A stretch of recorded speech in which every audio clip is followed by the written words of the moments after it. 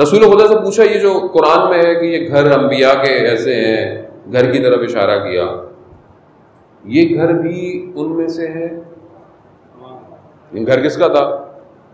گھر حضرت سیدہ کا ہے۔ اللہم صلی علی محمد وعلی محمد وعجل درجات۔ یہ وہ ہستی ہیں کہ بہرحال ہمارے دوستوں نے کہا بھی کہ ہم کوشش کریں کہ محرم کی پہلی مجالس میں بی بی کا ذکر کریں، کیونکہ آپ کے سامنے حالات ایسے ہوئے، ظاہر ہے ہر دنیا میں نادان دنیا میں لوگ پیدا ہو جاتے ہیں کہ جو ان کی شان میں گستاخی کرتے ہیں، بہرحال دنیا میں بھی ان کے اوپر لعنتیں ہیں اور آخرت میں تو ویسی ہوں گی۔ تو لیکن بہرحال ہمارا بھی فرض بنتا ہے، اصل میں یہ جو خاتون ہیں اول ہیں، یہ سیدۃ النساء العالمین ہیں، اول سے لے کر آخر تک۔ ایسا نہیں کہا رسول خدا نے کہ مثلا یہ صرف جو ہے وہ اس دور میں ہے، یا نہ، اول سے آخر تک، اور سب متفق ہیں، سب اس کو مانتے ہیں، سب جانتے ہیں۔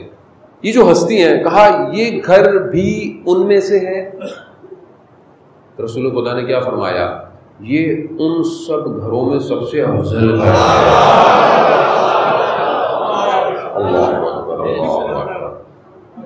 یعنی انبیاء کے گھر، قرآن کہہ رہا ہے انبیاء کے گھر ہیں، یہ وہ ہیں ان میں اجازتیں لے کر آؤ، یہ اہل ذکر ہیں، یہ ذکر ہیں، یہ نور ہیں، یہ بیت نور ہیں، انبیاء کے گھر۔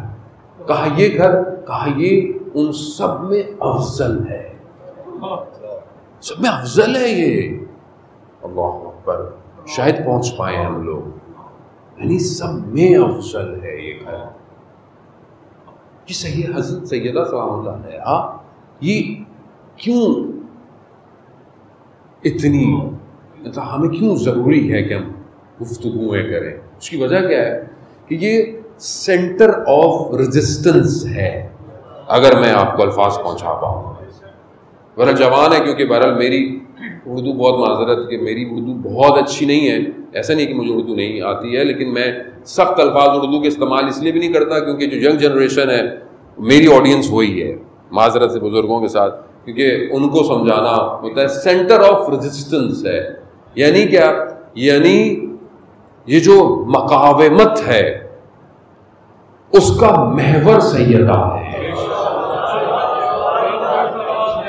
اب اللہم صلی علی محمد وعلی محمد، یعنی جتنی بھی مقاومت، یعنی استقامت، یعنی ڈیفینڈ کرنا، کس کو کرنا؟ ولایت کو، اس کا سینٹر سیدہ ہے۔ یہ ہے وہ، مطلب ایسے نہیں دروازہ جلایا گیا، جانتے تھے، یعنی یہ گر جائے کسی طریقے سے،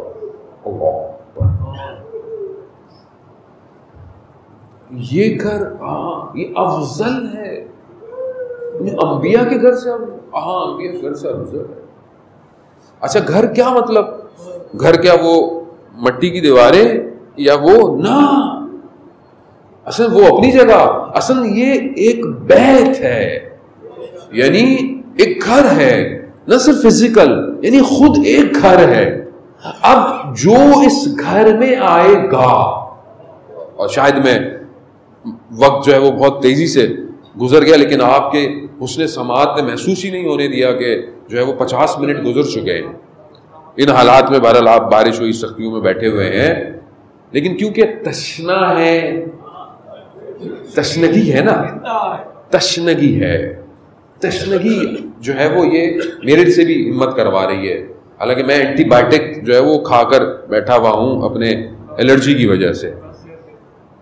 یہ گھر اصل میں بیت ہے نور کا، یہ وہ گھر ہے کہ جو اس میں آئے گا وہی اہل ذکر تک پہنچ پائے گا،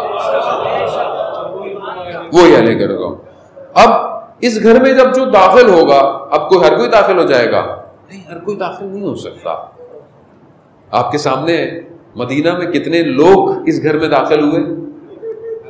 کتنے؟ آپ انگلیاں ہیں، سلمان، بوزر، کمر، عمار.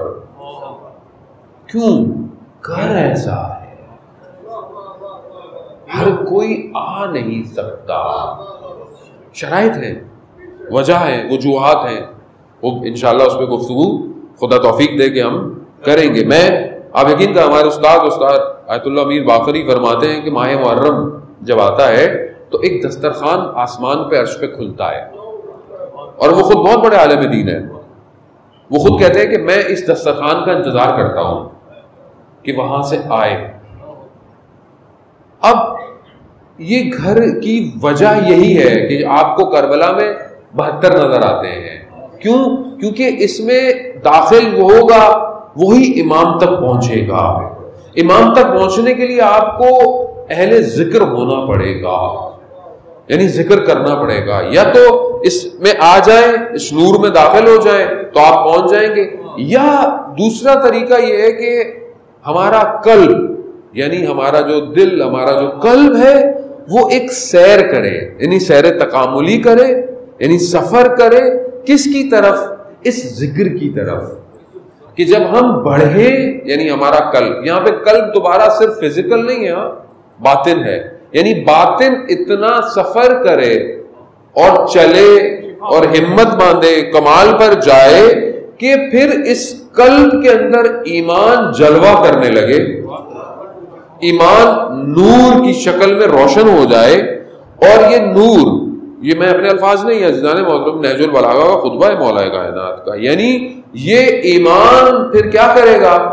یہ روشن کر دے گا ہر چیز کو، یعنی بیدار کر دے گا. اب جب یہ بیدار کرے گا تو پھر آپ وہ دیکھ سکتے ہیں جو لوگوں کو نظر نہیں آ رہا، آپ وہ سن سکتے ہیں جو لوگوں کو سنائی نہیں دے رہا، آپ وہ سوچ سکتے ہیں جو لوگ سوچ نہیں پا رہے. مشکل کیا ہے؟ مشکل کیا ہے؟ مشکل یہ ہے کیونکہ غفلت ہے. قرآن بھی کہہ رہا ہے کہ غافل ہیں، اولئک هم الغافلون، یہ غافل ہیں. لا یسمعون بہا، یہ سنتے بھی نہیں ہیں.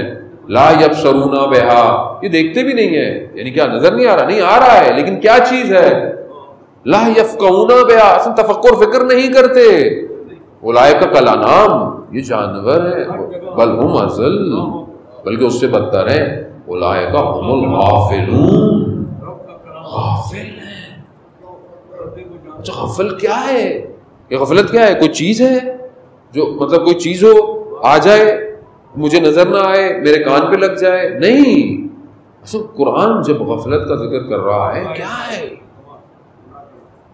کیا چیز تھی کہ جانتے تھے رسول کا نواسا ہے؟ جانتے تھے کیا چیز تھی؟ یعنی آپ اس کو تصور کریں. خالی ہم کیونکہ لائٹ لیتے ہیں چیزوں کو، گزر جاتے ہیں، ہمیں تفکر. اس لیے میری دیکھیں پوری کوشش ہے، میری کوشش اپنی جگہ، ان کا فضل ضروری ہے.